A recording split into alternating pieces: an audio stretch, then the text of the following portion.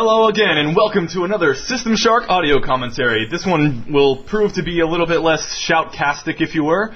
I'm going to do a theme this time on some video game, not video game phenomenon, internet phenomenon. I got some funny songs that I'm quoting here in the, I'm going to include in the zip file, but I'm just going to use clips from them in my audio commentary.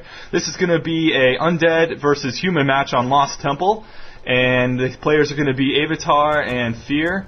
I'm not sure if they have any other aliases, but I think this game was from World Cyber Games. I got this replay from the WCR Replay's top replays.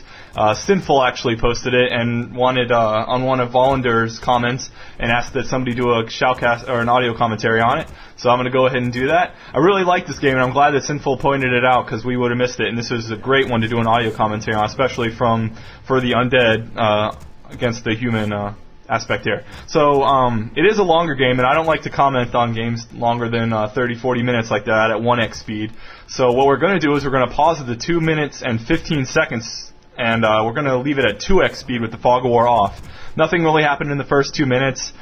We have some fast expansion going to be going up for the human, and they both scouted each other out, and they figured out that each other are going to be located on cross maps. So go ahead and get this synced up, and we'll get it unpaused here in a second. If you don't have it paused, just pause this audio commentary, and then you can sync up and unpause it when you're ready.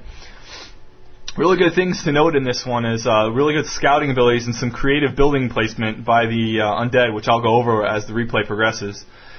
Scouting in this matchup is really important, especially on Lost Temple, because you need to know if you're really close to your opponent or if you're going to be cross-map like these guys are today, because it'll have an effect on what units you probably will decide to go, if you want to go more ghouls or if you think you can survive with the fiend tech. So you guys should be where you need to be right now. Let's go ahead and get it unpaused in 5, 4, 3, 2, 1, unpause.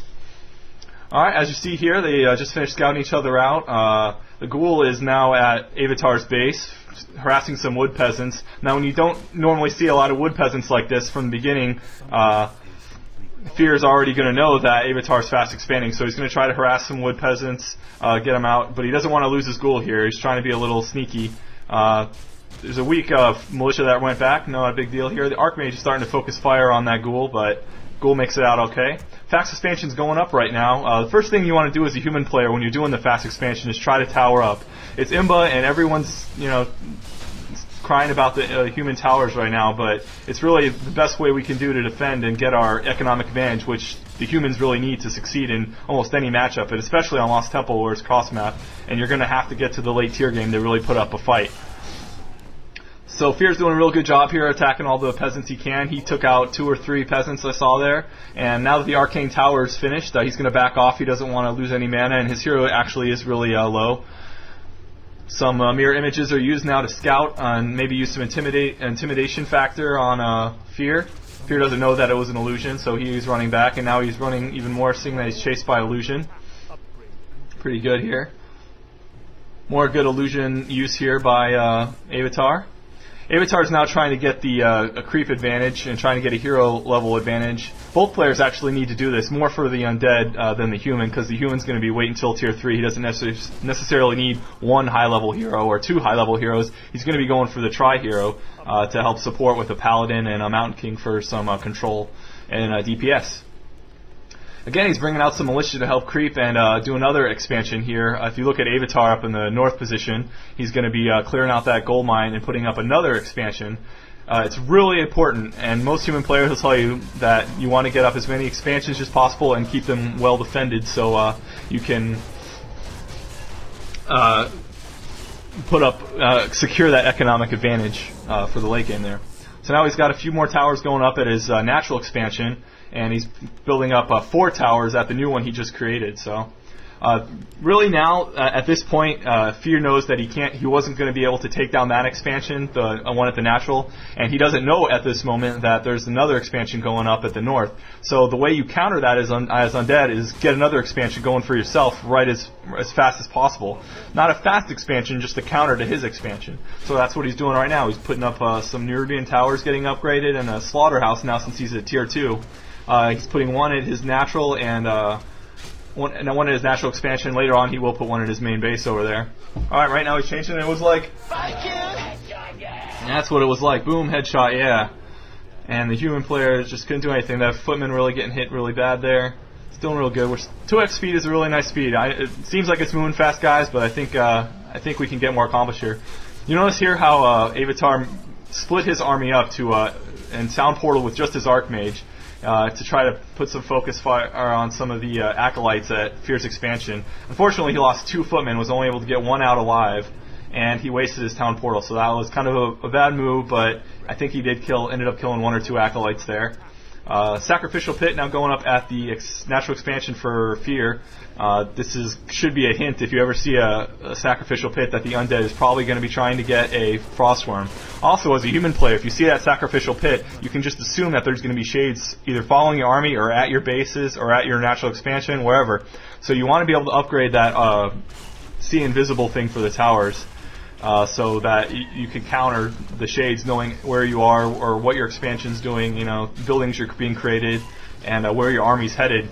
So it's definitely good to get that upgrade. This is one thing I don't think Avatar did in this game that probably would have helped them, because Fear really does abuse those shades. Oh, you touch my tra-la-la. My ding-ding-dong. This is why I wanted to watch it at a faster speed here, guys. Right now it's turning into a creep battle. Both players are trying to get, again, the advantage with their heroes. We do have a Lich out now for...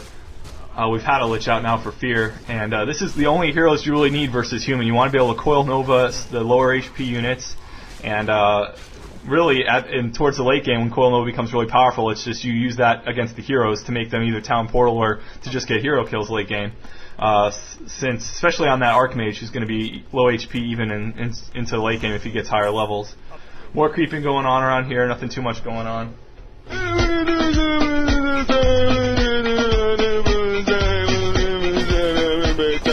Do have a Mountain King now going out for Avatar.